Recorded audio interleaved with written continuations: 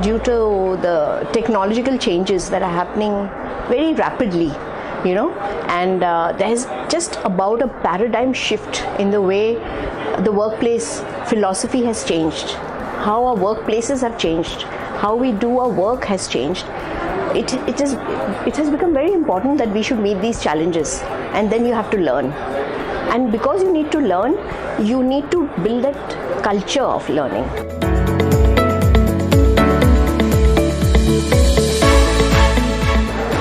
And that learning should be treated as a business tool now today. It is not just a classroom session where you go in and you come out and you forget everything.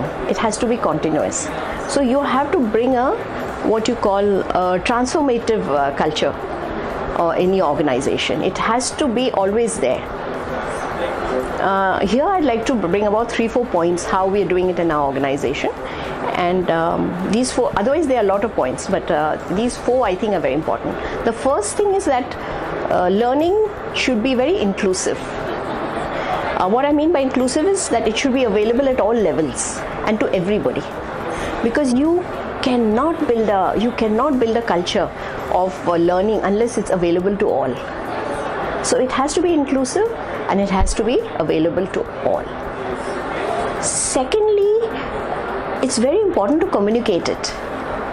So it is important to communicate it to all the people in the organization that it's there.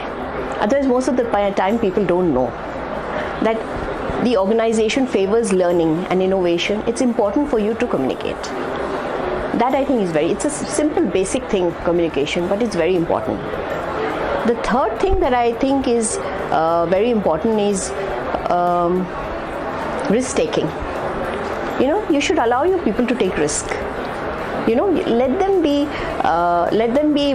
them have failures. When you celebrate the wow moment, you should also celebrate the oh moment. Oh no, you should celebrate that. It's fine. When your people know that they can take risk and failures are possible, then they will come and innovate. Otherwise, innovation will be stopped. It's very important to let's not make a hassle about what is the output, what is the outcome. Let them take risk, and unless they take risk, you will not be able to innovate. Then we have a point that when you're saying learning has to be continuous, you need to build an ecosystem that is learning all around. It's not like I said before, 1 classroom session or 2 classroom sessions sending people to the best B schools, because when you come back you retain very little. So you build an ecosystem. There's a continuous learning, maybe on the mobile, there are some coaching going on, mentoring going on. So all that will build into the system, and it gets ingrained into your culture that learning is happening. And lastly, I would like to say one point is that reward and recognize people, not only individually but mainly in teams. Not what they do, what you have achieved, but how you do it.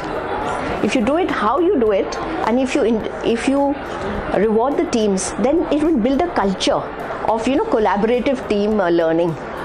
And if the teams learn, then the whole organization learns.